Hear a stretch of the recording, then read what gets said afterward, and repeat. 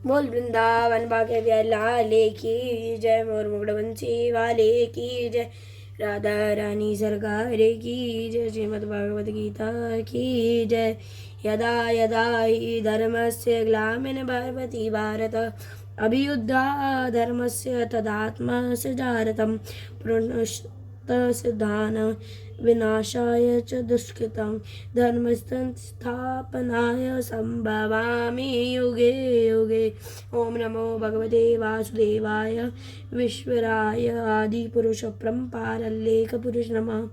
जगतबंधु ज्योति स्वरूप जी जिय की जानन, हार हरि यश मांगन आयो दास प्रभु के द्वार। श्री भगवान ने अर्जुन को जो गीता ज्ञान दिया सो मुझे मिले। हे प्रभु, भव भय भजन श्री कृष्ण जी सो किशोरदास मांगता है। हे प्रभु, गीता ज्ञान के उच्चारण करने से तुम्हारे भक्त पूर्ण ब्रह्म को प्राप्त होते हैं, ब्रह्म को पाते हैं। हे प्रभु, मैं आपकी शरण में पड़ा हूँ। किशोरदास और कृष्णदास अति दीन करीब हैं और आप परम प्रवीण आरत दुख भजन हो। श्री कृष्ण भगवान, तेरे संतों और भक्तों के हेतु मैं यह ज्ञान भाषा में कहता हूँ। जब कौरव पांडव महाभारत के युद्ध को चले तब राजा धृतराष्ट्र ने कहा, मैं भी युद्ध देखने चलूंगा। तब श्री व्यास जी ने कहा, हे राजन, नेत्र के बिना क्या देखेंगे। राजा धृतराष्ट्र ने कहा, देखूंगा नहीं तो श्रवण तो करूंगा। तब व्यास जी ने कहा, हे राजन, तेरा सारथी संजय जो कुछ महाभारत के युद्ध की लीला कुरुक्षेत्र में होगी सो यहाँ बैठे ही श्रवण करवेगा। व्यास जी के मुख से यह वचन सुन संजय ने विनती करी, हे प्रभु, यहाँ हस्तिनापुर में बैठे कुरुक्षेत्र की लीला कैसे जानूंगा तथा राजा को किस भांति कहूँगा। तब व्यास जी ने संजय को यह वचन कहा, संजय, मेरी कृपा से तुझे यह ही सब दिखाई देगा। व्यास जी के इतने कहते ही संजय की दिव्य दृष्टि भई और बुद्धि भी दिव्य भई। अब आगे महाभारत का कौतुक कहते हैं सो सुनो।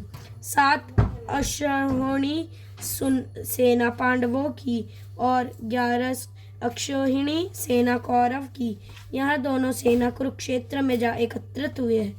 धृतराष्ट्र ने संजय से पूछा,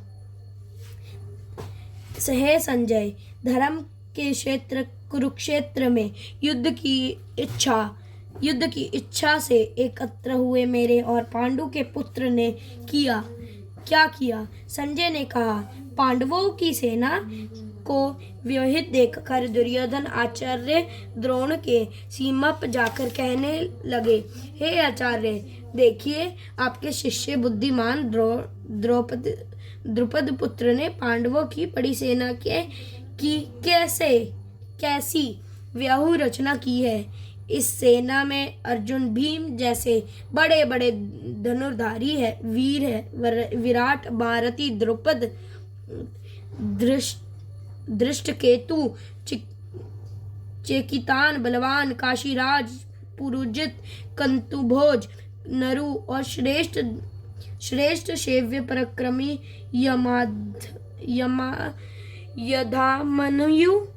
यधामन्यु, बलवान उत्तमराज, अभिमन्यु और द्रौपदी के पुत्र के सब महारथी है। हे ब्रह्मांड श्रेष्ठ, आपकी स्मरणार्थ अब मैं अपनी सेना के प्रधान सेनापतियों के नाम बताता हूँ।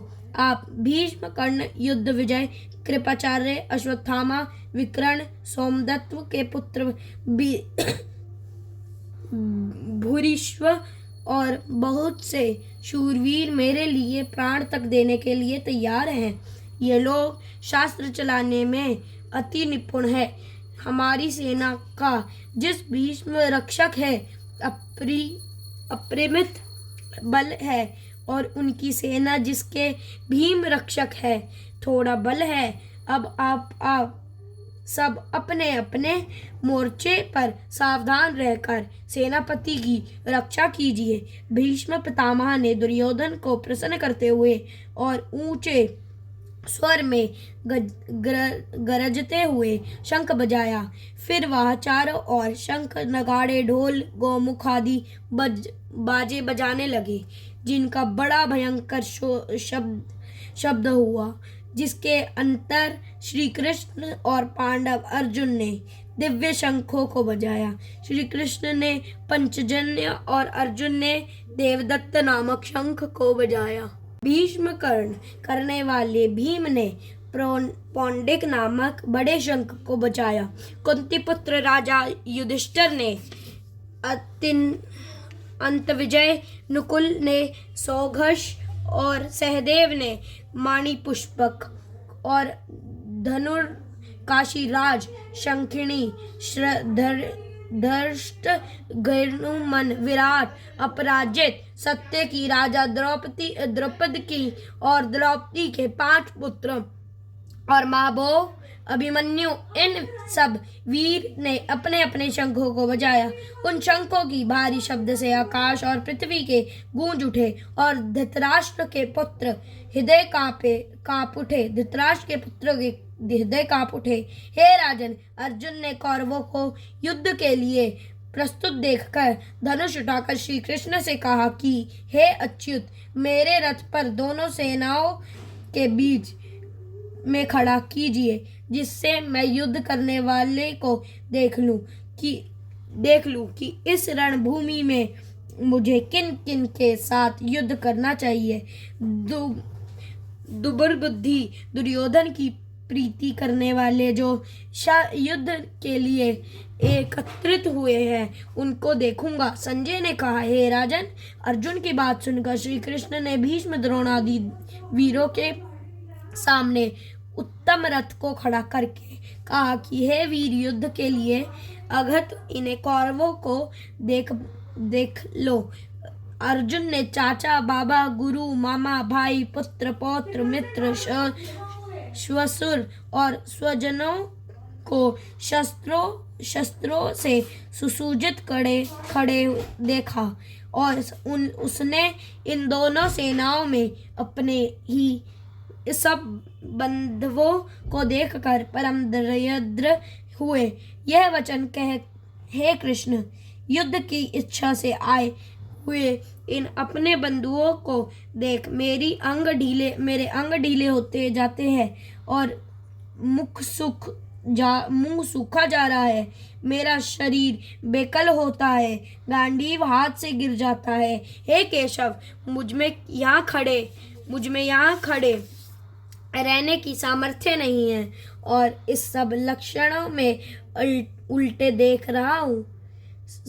सब लक्षण में उल्टे देख रहा हूँ और संग्राम में अपने स्वजनों का वध करके कोई लाभ नहीं होगा। हे कृष्ण, मैं जीत, राज्य और सुख भी नहीं चाहता हूँ। हे प्रभु, मुझको राज्य, भोग तथा जीवन से क्या काम है, क्योंकि जिनके लिए राज्य, भोग और सुख की इच्छा की जाती है, वह सब इस युद्ध में प्राण और धन की इच्छा छोड़ मरने को तैयार हैं। आचार्य, पिता, पुत्र, पितामह, महात्मा, श्वशुर, पौत्र, साले और संबंधी, ये सब मुझे मारे तो भी हे मधुसूदन, मैं इन्हें मारने की इच्छा नहीं करूँगा। हे जनार्दन, त्रिलोकी के राज्य के लिए भी मैं इन्हें मारना नहीं चाहता। फिर इस पृथ्वी के राज्य के लिए तो कहना ही क्या। हे जनार्दन, धृतराष्ट्र के पुत्र मारकर हमारा क्या भला होगा, इसलिए हमें अपने भाई धृतराष्ट्र के पुत्रों को मारना अनुचित है। धृतराष्ट्र के पुत्रों को मारना अनुचित है। हे माधव, स्वजनों को मारकर क्या हम सुखी हो सकते हैं? ये सब लोभ में विश्वभूत है, जो विश्वभूत है और कुल के नाश करने तथा मित्र द्रोह करने में पाप को नहीं देखते। कुल नाश के दोष को जानते हुए भी हम इस पातक से क्यों नहीं दूर रहना चाहिए। कुल का नाश होने से कुल के प्राचीन धर्म नष्ट हो जाता है, फिर धर्म नाश होने से कुल में पाप बढ़ता है। हे कृष्ण, पाप से कुल की स्त्रियां विचारणी होती है, जिससे वर्णशंकर संतान उत्पन्न होती है।